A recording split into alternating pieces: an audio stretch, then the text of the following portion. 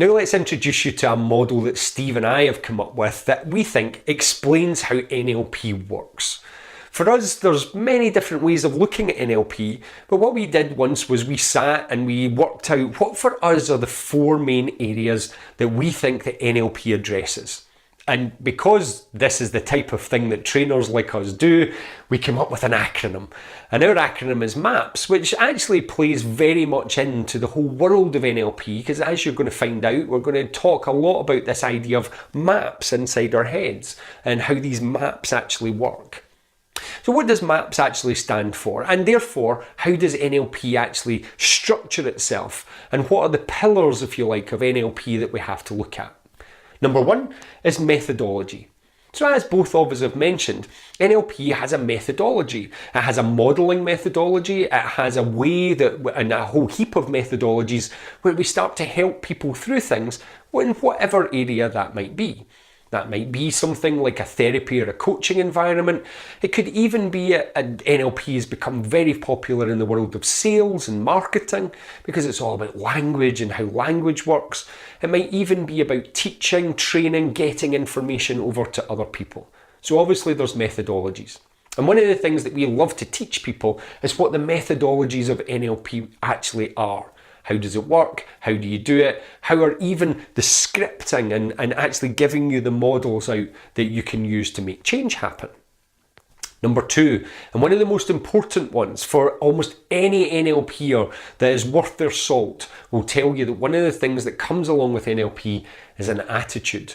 In fact, Richard Bandler, who we mentioned earlier, says NLP is an attitude and a methodology that leaves behind it a trail of techniques. I'll say that one again. NLP is an attitude and a methodology that leaves behind it a trail of techniques. So what happens is, and what he's saying is, that this attitude is very important. And the attitude of NLP, which is something that excites me very much, I must admit, is wanton experimentation. This is again a Bandler phrase, wanton experimentation.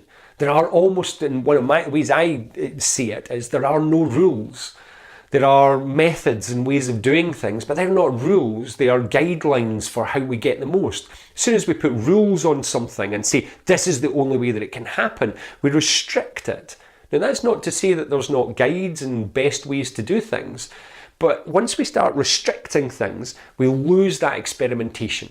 And the attitude that we believe that NLPers should come with is, anything goes as long as it gets me to that end result. Number 3. Is perception. Now we're going to spend a lot of time talking about that in these videos, but perception is one of the key things. It's all about being able to change someone's perception inside their mind. How is it that we can help someone change the perception of the world? Because ultimately, the world as you see it is your reality. Does that make sense? The world as you see it is your reality. If you don't like spiders and I do, that's nothing wrong with either of us, it's just a change in perception. Some people are terrified of spiders, some people can let them crawl all over their hands quite happily. This is all to do with perception. I'm going to come back to that in a little minute. And then the S of our MAPS model is state. One of the first things that we teach anybody in NLP is the ability to manage your own state. What we mean by that is, how do you actually work with yourself to be able to, in any situation, choose how you're going to respond. Not just have it happen to you. That happens in everything. Sometimes things sneak up. But how do I then manage that to be able to get the most out of myself and the situation I'm in? A perfect example of that quite often is presentation skills. Standing up in front of a group of people and speaking. Quite often we find that people will be able to sit in a seat and talk absolutely fluently, and then what happens is they walk up in front of a group, asked to say the same thing, and all of a sudden they can't get their words out.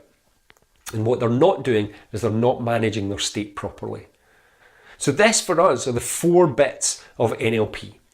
The methodology that allows us to come with an attitude, that allows us to change people's perception, that therefore allows them to change their state and manage it even more effectively in any situation in their lives.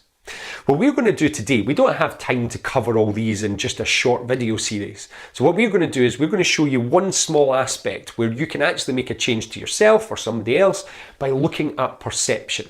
And what we're going to do over the next few videos is we're going to dive into this perception thing a little bit more and talk to you more about how it works, how we make changes happen, and actually even give you a technique or two that will be able to help you in changing your own perception.